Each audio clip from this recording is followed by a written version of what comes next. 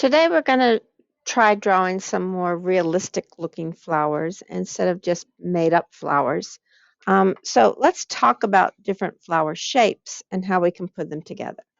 It's spring right now, and one of the flowers that are growing in our yards are the tulip.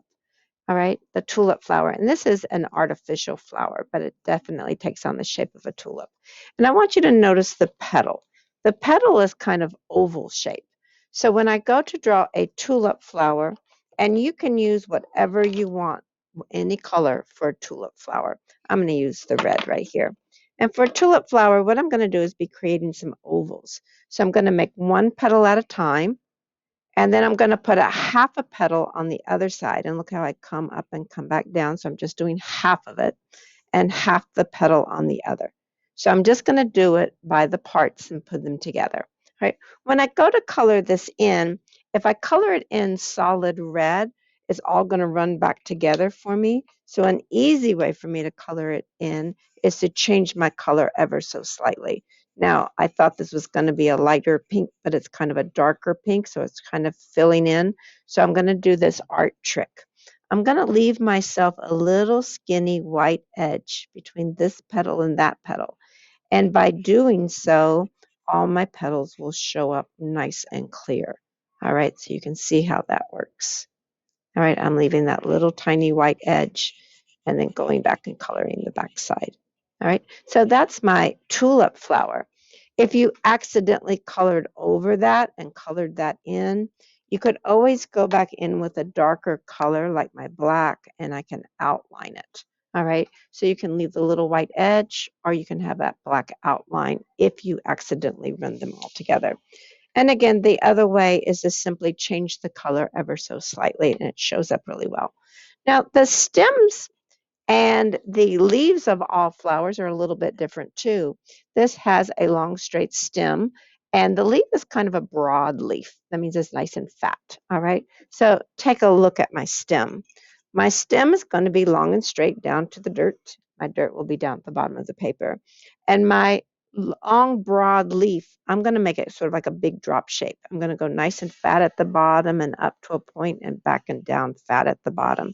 So there's my broad leaf that I have in there. And then to color it in, I'm going to see if I can find another shade of green. All right. And I'll color in then my leaf shape here. All right. And I like to use these different values, lights and darks of colors, because it makes my flowers show up more. All right. It helps me with that more realistic look. And I can definitely put another leaf, and I'm going to start this one up high and come way down fat like a big old raindrop. Can you see how I did that? And then again, I'm going to put sort of a vein running down the middle of it before I go and color it in. So this is my tulip flower. There's other ways that people make a tulip flower. Another way that some people like to do the tulip flower is to just draw a U shape and put a zigzag up at the top. So some people like to do their tulip flowers this way. And again, you get to color it in with whatever color. I'm going to make this a blue tulip flower that you would like. But again, the stems are long and straight and the leaves are kind of broad. And this time I'm going to make them more taller and kind of fatter like this. So you can change that broadness up and change it around a little bit. Did you see me jump underneath that one? All right. And then I'm just going to color them all in. So there's lots of different ways that I go about coloring in those leaves. Remember, in art, there's always more than one way to do something. All right. Just think about it, relax, and then try it your way. All right. So there's two different styles for the tulip. Right. The next flower I want to talk to you about is something called a daffodil. All right. And the daffodil, it looks a little bit hard because it has this little cup coming out of it. So we're going to start with this piece and then we'll add the petals going around. And this is sort of a simple daffodil, but there's very fancy daffodils that have a lot of petals going around. So I'll show you the difference in just a moment. All right. So we're going to stop with that cup shape. And to make the cup shape, and oh, by the way, daffodils come in different shades of orange and yellow and white. And orange and yellow mixed together, or just yellow and white, or just orange and white, or just solid yellow. They just come in different shades of orange, yellow, and white. So I'm going to start with the orange so you can see me really well. And I'm going to make the little oval part of the cup. And that's going to stand for that little opening. Now, do you see how this opening is kind of ruffled? All right. To get that more ruffled look, I'm just going to put a wiggly line going around my opening. All right. And I can put another one down over here on this side. All right. And again, I'm just making a wiggly, wiggly, wiggly, wiggly line. Now, to get the cup, to get that little cup, I'm going to make a U shape, and I'm going to go from one side of the oval down and around and back up for a cup shape. And I'm going to do the same thing over here. All right. This is sort of a woody plant, and there's lots of little lines in here. All right. Sort of a texture part to that cup. All right. And now all those little petals are going to go around on the outside. And again, I like to use those kind of drop shaped leaves. If you want to make yours, I'm going to let it jump underneath. If you want to make it more rounded, you could definitely do that. And if you want a fancy daffodil, just put lots and lots and lots of petals going around it. So I've got a fancy one in front of a plain one in the background. All right. So I drew it with my orange, and I'm going to go ahead and color it in with my yellow. And I might do each petal just a little bit different, or each flower a little bit different. So this one will be more yellow, and I'm going to let this one be more orange and white. All right, so you can see the difference there. Now, these stems also go straight down into the dirt, straight down into the dirt, but the leaves are very different. The leaves on a daffodil are like long blades of grass almost. They're just nice and thin straight up. They turn around, they're cut rounded tops and go straight back down to the dirt. So they're just kind of like big long blades of grass. All right. And they just grow up. I can let one go over top of the other. I can let it jump underneath. It's just really up to you. So that would be the leaves of a daffodil. Now, you remember the first drawing that I showed you, there's my daffodil and my tulip, all right? And I drew small enough that I had lots of room to continue, but I've kind of run out of room, so I'm going to turn my paper over on the back side, all right? And as I continue drawing this time, I'm going to draw what's called an iris, all right? And this is what an iris looks like. And an iris would come in lots of colors, so you can choose any color that you would like for your iris, okay? Okay, to begin my iris, all right, I'm simply going to start with a C shape and then a backward C shape that's going to touch at the bottom. And then I want to fatten that up sort of like with a roughly line on both sides. All right. Once I've made my C shape and my backward C shape and I fattened it up with my ruffle, now here in the middle, I'm going to put a leaf coming down. And I'm going to do it by coming down and letting it ruffle around and back up to the other side. And now on each end, all right, I'm going to put another petal opening up. And as it comes down, I'm going to let it, again, fatten up and ruffle down the other side. And I think in the beginning, it starts to kind of look like a spider. All right, everybody see that? All right. So now here in the inside, this is where the stems and the pistons, the inside of the flower would go. That's where the pollen is going to be for the bee to make its honey. All right. And then normally this has a very fuzzy, like little center here in the middle. And it'll be fuzzy up here on the top and fuzzy over here on the top and fuzzy right here because this opens up the petals all the way around. And so we'll put some fuzziness on this side. And then again, you can color these however you would want. So I'm going to color mine as a yellow iris.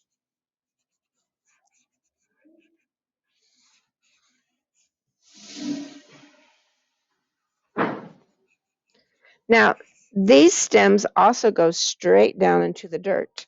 And they are also broad leaves, but they're a wider broad leaf and kind of pointed up at the top and kind of very broad. All right. So I might have a shorter one right here. And again, they're just kind of growing up. I'm going to let this one jump underneath. And they're just, again, jumping underneath. And those would be my broadleaf. And I like to sometimes mix my crayons and my markers together, but I don't see my crayons, so I guess I'll just go back in and color with my marker. All right, and I can color that back in and color my leaves in too. So this is my iris. And again, any color would work for the iris. Another flower to try your hand at is that of the daisy. Now, a lot of people make a daisy this way, all right, and they make a little circle and then they go bumpity, bumpity, bumpity, bumpity, bumpity around it. And that's fine, but that's more of a pretend flower. If you notice, daisies have long, skinny leaves, all right? So, really, when I'm doing a daisy flower, I'm going to do my center and then I'm going to do long, skinny petals with sort of points on the end. So I want to bring them, if I want a more realistic flower, I want to bring them long and skinny up. And I can go all the way around, or I want you to watch this trick. I can just do half a petal. And when I do half the petal and I'm flattening it out, it looks like the leaves have bent over to the backside. But again, long, skinny petals. And then I'm going to do another half petal right there. Okay, can you see how it looks like then those leaves got turned over? Now, the stems on these kind of come off in different directions. There might be another flower over here. And the leaves are a little bit crazy. They're kind of zigzaggedy, ratty looking leaves. A lot of people think of different kinds of daisies as weeds growing in their yard. And a lot of it is because of these broad leaves that are kind of zigzaggedy and crazy looking. So I like to just use a lot of zigzags as I'm putting them together. And again, daisies, a typical daisy has a yellow center with white petals. All right. A lot of people will make wild daisies, and that has a brown center with orange petals. But you can even make painted daisies. My mom likes to grow painted daisies, and painted daisies come any color that you want for your petals. All right. So I'm just going to make any color that I want for this one. Right? So that would be a daisy flower. Notice the difference between this one and the one that I have up here. All right, so this is my pretend flower that I have up here that a lot of us do. Okay, all right. Again, I'm kind of drawing big today, so I'm going to move on over to a new sheet of paper. All right, so that we have lots of images to see. And I want to talk to you about a rose today. And notice that the rose is different from that tulip that we looked at earlier. A tulip does make a cup shape in the middle, where the rose has a bunch of petals all tightly woven together. All right, so we're going to now be looking at a rose. And a rose typically on the stem, unless the florist cut them off for you, it's usually going to have some thorns. So we want to think about that as well too. And this little round part here up at the bottom, at the top, this is usually where the seed pod starts to develop. All right, so we can get that round development as we're working on our rose today. All right, to start with a rose, I start with a very simple, little crazy, lazy looking 8. So just sort of a zigzag. And roses come in any color. And yes, you can get blue roses, you can get black roses, you can get green roses, you can get yellow, orange, red, you can get multicolored roses, roses with different colors to them. So any color would work for this particular flower. So I'm going to start with a lazy looking 8. And then I'm going to start putting some wiggles around it. So I'm going to start on my 8, I'm going to just wiggle around and just connect it back whenever I want. Start again and wiggle around and connect it back whenever I want. I am just going to build it up. Now, this can build up big and big and big and big. There's my crazy 8. I didn't even open it, did I? All right. And I can make it really big or I can keep it really small. It's really, really, really up to you. So I'm going to make this one a big one and that one a small one. All right. Once you've decided it's big enough, you're going to make a U shape underneath. So this one, I'm going to let the U shape come down and around this way. And this one, I'm going to make it a little bit tighter U shape and let it be a little bit fatter at the bottom. So there's my U shape. This one hasn't quite opened yet. And now I don't want to leave it just like this. I want to add a couple more petals. And I'm going to let one petal come up and kind of go around to the back side. All right. I can even cut one across and bring it back around and back down in. All right. I can have one of these starting to open just a little bit. It's really, really, really up to you how you want to do that extra petal. All right. So this one's starting to open a little tiny bit too. Now I'm going to be adding the stem in and up near the flower when it's first starting to bloom. It's still a little bit green, But the stem on a rose then turns brown. All right, so let me see if I can find my brown marker.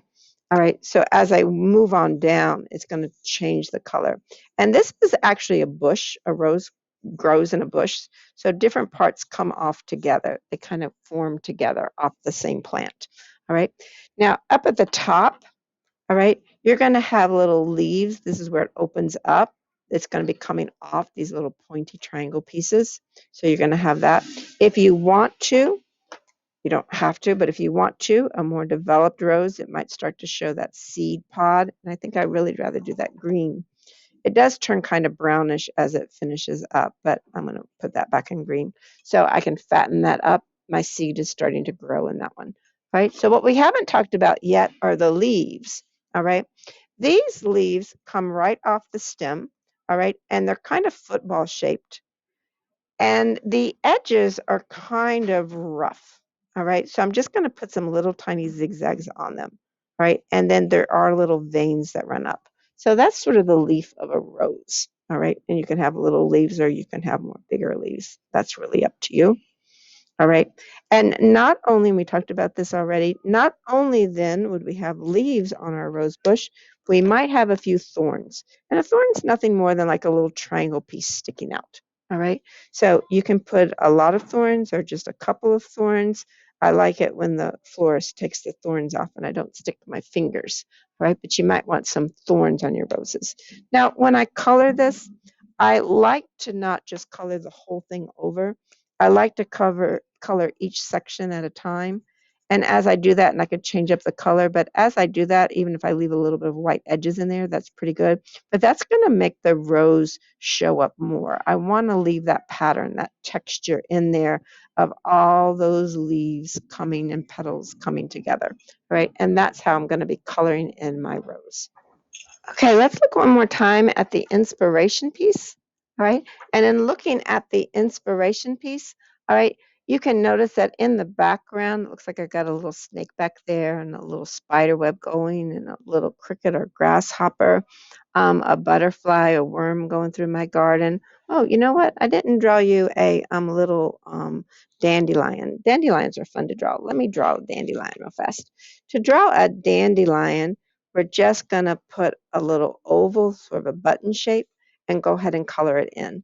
All right. And you can have it looking straight at you and more circular if you want. I prefer it this way, but I'll show you the difference. All right. And then the next thing that I'm going to do is put a little square up underneath it, just a little square. And on this one, that square is going to be really kind of flat. And then again, this is growing up out of the dirt. But it's growing with lots of these zigzaggedy, crazy looking leaves. And that's why a lot of people like to call them weeds. All right. And then as it grows and gets really, really tall, it makes what's called a dandelion puff. And those are what people blow on to blow the seeds all around. And when I'm doing that seed part, I normally like to use a gray crayon or a marker or even a pencil works really well for that to keep it kind of see-through looking. All right, so I'll use my pencil here. And basically, I simply just draw myself a circle, and then I'm going to go in there and put little X's. Now, not too many. And then right in the center, I put a line, and I let a few of these X's like go to that line. And by doing that, that's going to create those little seed pods that you blow around. If you want one being blown away from the wind, put a little X and put a little line on it, the seeds on the end of that as it's flying around, and you can show the wind blowing through your picture. All right, so there's just lots of ways that you can play around with that. All right, back to my inspiration piece. Oh, look, I found another flower in my inspiration piece. All right, I found some bluebells. How about we draw some bluebells real quickly? Let me flip over real quick. All right, to make a bluebell, it's really quite simple. It also has a cup shape, kind of like the daffodil. All right, so I am going to start, let me grab my blue color. I am going to start with a little oval. Now, bluebells are like blue, bluish purple. All right, so that's what you want to do. You want sort of blue, bluish purple kind of look to them. But this time, instead of putting the cup underneath, you're going to put the cup over the top. The cup over the top. the cup over the top. And then again, it's going to have those little lines, those little woody lines. And then on the inside of them, for where the pollen is, I like to put a few little X's. And for the stem, and this is why the bluebells lean over and looks more like a bell, because they all grow off the same stem. So I'm going to have this one coming over to the stem, and I'm going to have a stem coming down this way and let it grow down to the ground. And then this one's got to connect to the stem, and this one's got to connect to the stem. And oh, look down here. I can make one that hasn't quite budded out yet. This could be the top one. It hasn't even started to bloom yet. All right, and I can put a few little leaves. And that's all the leaves are, just a few little swooshes is the little leaves for the bluebells. All right, so there's some bluebells for you. All right, let me go back to my inspiration piece. I think that's all my flowers. We did painted daisies and tulips and daffodils and dandelions and bluebells. And we also did a rose and a lily today, or an iris. All right. In my inspiration piece, I also have some clouds and a rainbow in the background. You can finish up your drawing however you like it best. Have a great day today.